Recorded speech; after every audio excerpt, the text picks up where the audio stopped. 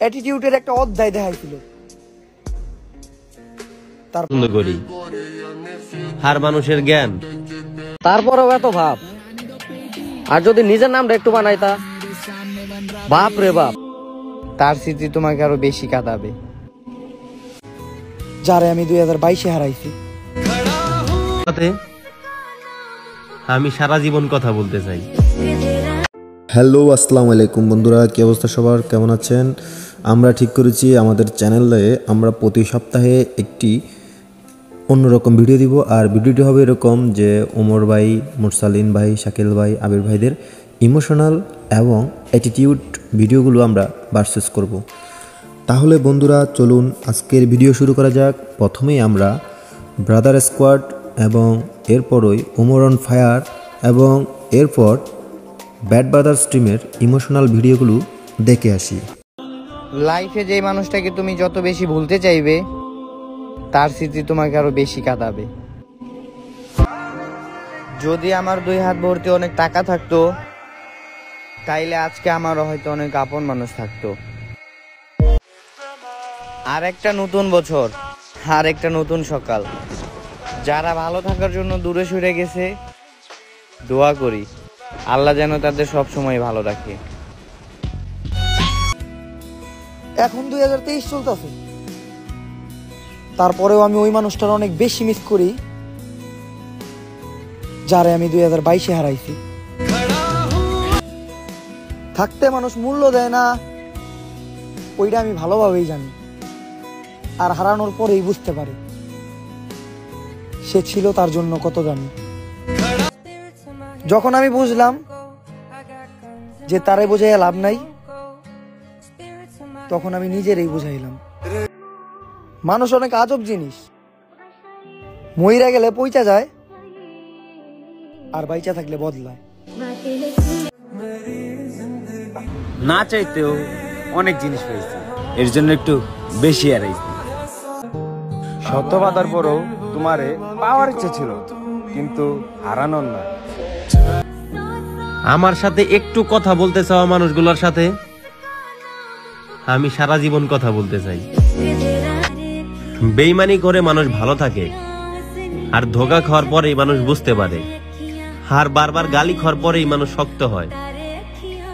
আর জীবনে বারবার ব্যর্থ হওয়ার পরেই মানুষ বুঝতে পারে যে জীবনে এখন কিছু করা দরকার। মানুষ যখনই ভাবতাছে একদম বিন্দাস আছি আমি, ঠিক তখনই একদম একা হয়ে গেছি আমি। জীবনের সব থেকে খারাপ সময়ের সাথে লড়তাছি। যদি হেরে যাই তাহলে তুমি চালিয়ে নিও বাবা। বাইরে তো একদম সবকিছু ঠিকঠাকই আছে, শুধু ভেতরটাই মরে গেছে। বন্ধুরা, ইমোশনাল পার্টের ভিডিও শেষ। এ পর্যায়ে আমরা দেখব অ্যাটিটিউড পার্টের ভিডিও। তবে তার আগে আপনাকে অবশ্যই কমেন্ট করতে হবে ইমোশনাল পার্টে কার ভিডিও সবচেয়ে বেশি সুন্দর হয়েছে, অথবা আপনার কার ভিডিও সবচেয়ে বেশি ভালো লেগেছে।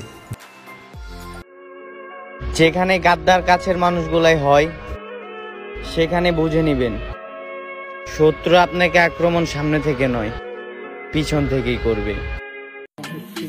বাপের নামটা বেচা চলতেছ, বাপের করা জিনিসগুলো ব্যবহার করতেছ, তারপরেও এত ভাব। আর যদি নিজের নামটা একটু বানাইতা, বাপ রে বাপ। এই যে শোনো ভাই, তোমাদেরকেই বলতাছি, মানুষের সফলতা দেখে সমালোচনা না কইরা পারলে এখন নিজের সফলতা নিয়ে ভাবো।